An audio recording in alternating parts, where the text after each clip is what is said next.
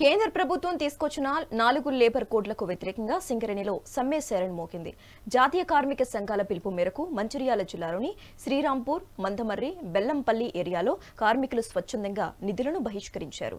గనులు, కార్యాలయాలు, కార్మికులు లేక వెలవెలబోయిన టిప్పర్ డ్రైవర్లు సైతం సమ్మెలో చేరటంతో బొగ్గు రవాణా పూర్తిగా నిలిచిపోయింది.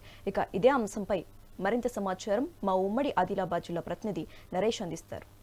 సింగరేణి ఇటు దేశవ్యాప్తంగా ఇచ్చినటువంటి సార్వత్రిక సమ్మెకు సంబంధించి టీబీజీకేఎస్ కూడా మద్దతు తెలుపుతున్నటువంటి పరిస్థితి. మరి ఈ క్రమంలోనే టీబీజీకేఎస్ నాయకులు కూడా మనతో పాటు ఉన్నారు. మరి అయితే కేంద్ర ప్రభుత్వం తీసుకొచ్చినటువంటి లేబర్ కోడ్ విధానం వల్ల ఏ విధంగా నష్టం జరగబోతుంది, అయితే నేటి సమ్మె వల్ల కార్మికులు నష్టపోయేటువంటి ప్రయోజనాలు ఏమున్నాయి, మరి వారికి ఈ ప్రయోజనాలు నష్టపోతే వాటికి సంబంధించి ఏ విధమైన భర్తీ చేయబోతున్నారనే విషయాన్ని మనతో పాటు టీబీజీకేఎస్ నాయకులు మనతో పాటు ఉన్నారు. వారిని అడిగి తెలుసుకుందాం. సార్ చెప్పండి, ఇప్పుడు కేంద్ర ప్రభుత్వం తీసుకొచ్చినటువంటి లేబర్ కోడ్ విధానం వల్ల ఏ విధమైన నష్టం జరగబోతుంది, అయితే నేటి ఈ సమ్మెకు సంబంధించి ఏ సంఘాలు మద్దతు తెలుపు?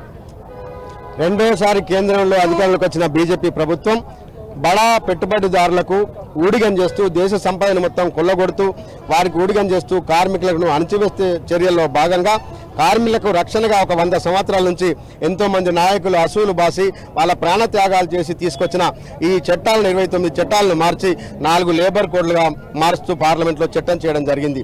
ఆ ప్రమాదాన్ని గుర్తించిన దేశంలోని అన్ని కార్మిక సంఘాలన్నీ కలిసి దానికి నిరసనగా సమ్మె చేయడం జరిగింది. ఆ సమ్మెకు జడిసి ఆ చట్టాల అమలును వాయిదా వేస్తూ వస్తున్నారు. మొన్నటికి మొన్న బీహార్లో మళ్ళీ బీజేపీ ప్రభుత్వం వచ్చిన తర్వాత ఇక మాకు అడ్డు అదుపు లేదన్న ఉద్దేశంతో ఈ ప్రతిపక్షాలన్నీ నిర్వీర్యమైన ఉద్దేశంతో ఈరోజు ఏప్రిల్ 1 నుంచి ఆ 4 చట్టాలను 4 కోడ్లను అమలు చేసే చర్య పూనుకుంటుంది. కాబట్టి అలా చేసుకుంటే కార్మికుల యొక్క హక్కు అనేది పోతుంది, సమ్మె హక్కు పోతుంది, ఉద్యోగ భద్రత పోతుంది, తర్వాత యూనియన్లు అనేటివి వాటి అస్తిత్వానికి ముప్పు వాటిల్తుంది. ఇక్కడ సమ్మె పిలిపియాలంటే ఇంత క్రితం 14 రోజుల నోటీస్ ఇస్తే సరిపోయేది.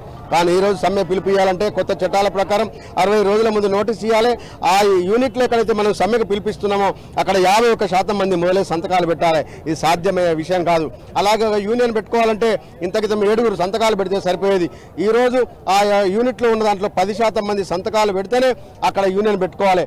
ఇలా యూనియన్ల అస్తిత్వానికి, కార్మికుల యొక్క హక్కులకు, ఉద్యోగ భద్రతకు ముప్పు వాటిల్తుంది. కాబట్టి దీనికి నిరసనగా జేఏసీ ఇచ్చిన పిలుపు మేరకు ఈరోజు సింగరేణిలో మొత్తం కార్మిక లోకం ఒకప్పుడు తెలంగాణ ఉద్యమాన్ని స్ఫూర్తిగా తీసుకొని సమ్మెకు జేజేలు కొడుతున్నారు. కాబట్టి సింగరేణి కార్మిక లోకాన్ని ఈ సమ్మెను సక్సెస్ చేసినందుకు తెలంగాణ బుగ్గని కార్మిక సంఘం తరఫున, జేఏసీ తరఫున ప్రత్యేక కృతజ్ఞతలు తెలియజేస్తూ రాబోయే రోజులలో ఒకవేళ బీజేపీ ప్రభుత్వం దిగిరాకుంటే మనం రైతులు ఎలాగైతే ఢిల్లీ పూర్ల వీధుల దగ్గర ఉండి 1 సంవత్సరం పాటు వానకు తడుస్తూ చల్లే వణుకుతూ 700 మంది ప్రాణాలు కోల్పోయినా కానీ ఎలాగైతే ఆ చట్టాలను నరేంద్ర మోడీతో క్షమాపణ చెప్పించుకొని రద్దు చేయించుకున్నారో వారిని స్ఫూర్తిగా తీసుకొని మనం కూడా తప్పనిసరిగా నిరవధిక సమ్మెకు పిలిపియాలని ముఖ్యంగా యువ కార్మికులందరికీ నేను ప్రత్యేక విజ్ఞప్తి చేస్తున్నా.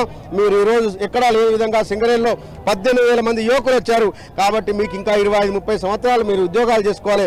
మీ ఉద్యోగ భద్రతకే ముప్పు వాటిల్తుంది. కాబట్టి ఫిక్స్డ్ టర్మ్ ఎంప్లాయ్మెంట్ పెడుతున్నారు. కాబట్టి దానికి నిరసనగా జరిగే ఈ సమ్మెను అవసరమైతే నిరవధిక సమ్మెలో కూడా మీరందరూ పాల్గొని విజయవంతం చేయాలని కోరుతూ జై తెలంగాణ. చివరిగా ఏదైతే ఇప్పుడు మీరు ఈ రోజు తలపెట్టినటువంటి సార్వత్రిక సమ్మె వల్ల సింగరేణికి కూడా నష్టం 2.20 లక్షల టన్నుల ఉత్పత్తి నష్టం జరుగుతుంది. అయితే 77 కోట్ల రూపాయల నష్టం కూడా జరుగుతుంది. మరి కార్మికులు కూడా ప్రయోజనాలు కోల్పోయే అవకాశం ఉందని చెప్పి సింగరేణి అధికారులు చెప్తున్నారు. దీనిపై మీరేమంటారు? సింగరేణి కార్మికులు పోరాటాలకు పుట్టినిల్లాగా ఉండేవారు. ఒకప్పుడు దేశవ్యాప్తంగా అమలయ్యే వేజ్ బోర్డు అనేది కేవలం సింగరేణి కార్మికుల వీరోచిత పోరాట సమ్మె వల్లే అమలైంది. అలాగే తెలంగాణ కొరకు సింగరేణి కార్మికులకు వాళ్లకు జీతాలు వేరుగా ఇంక్రిమెంట్ రాదు. అయినా తెలంగాణ రావాలని సింగరేణి కార్మికులు చేసిన సకల జిల్లా సమ్మె 35 రోజులైతుంది. మిగతా రోజులైతుంది చేసిన సమ్మె వలన ఢిల్లీకి సకలు దాగి తెలంగాణ రావడంలో కీలక పాత్ర పోషించిన సింగరేణి కార్మికులు ఈ రోజు వాళ్ళ జీతాలు పోతాయంటే వెరువరు, భయపడరు. అవసరమైతే నిరవధిక సమ్మెకు పోయి ఈ సంస్థను నిర్వీర్యం చేసేట్టుగా, స్తంభింపజేసేట్టుగా చేస్తారు. కాబట్టి పోరాట పటకగా సింగరేణి కార్మికులు యూనియన్ల పిలుపు మేరకు తప్పనిసరిగా సమ్మెలో పాల్గొంటారని మాకు పూర్తి విశ్వాసం ఉంది. కాబట్టి ఈ చట్టాలన్నింటినీ మళ్ళీ తీసుకొచ్చేట్టుగా ఈ 4 కోడ్లను రద్దయ్యేంత వరకు ఈ పోరాటం ఇలాగే ఉంటుందని మేము తెలియజేస్తున్నాం. మొత్తంగా చూసుకుంటే ఏదైతే కేంద్ర ప్రభుత్వం ఇటు తీసుకొచ్చినటువంటి లేబర్ కోడ్ విధానాలను, చట్టాలను ఇటు రద్దు చేసేంత వరకు కూడా తమ పోరాటం ఆగదని, అయితే దీనికి సంబంధించి ఇప్పటివరకే ఇటు జాతీయ సంఘాలతో పాటు ఇటు ఇతర ప్రాతినిధ్య సంఘాలు కూడా పాల్గొంటున్న నేపథ్యంలో ఇటు కేంద్ర ప్రభుత్వం కూడా ఒకవేళ ఈ సమ్మెకు స్పందించి దిగిరాకపోతే గతంలో ఢిల్లీ పంజాబ్ తరహాలో రైతు కూలి సంఘం రైతులు ఏ విధమైనటువంటి ఇటు ధర్నాలు నిర్వహించి రాస్తారోకోలు చేసి అక్కడే ఉన్నటువంటి సందర్భాలు ఏదైతే ఉన్నాయో దాన్ని స్ఫూర్తిగా తీసుకొని మేము అదే పోరాటాన్ని తిరిగి పోరాటాలు కంటిన్యూగా కొనసాగిస్తామని చెప్పేసి రద్దు చేసేంత వరకు తమ పోరాటం ఆగదని చెప్పేసి ఇటు టీబీజీకేఎస్ నాయకులు తెలుపుతున్నటువంటి పరిస్థితి కనిపిస్తూ ఉంది. ఇది ఇక్కడ తాజా పరిస్థితి. వీడియో జర్నలిస్ట్ మల్లేష్తో నరేష్, మెగానైట్ టీవీ, మంచిర్యాల.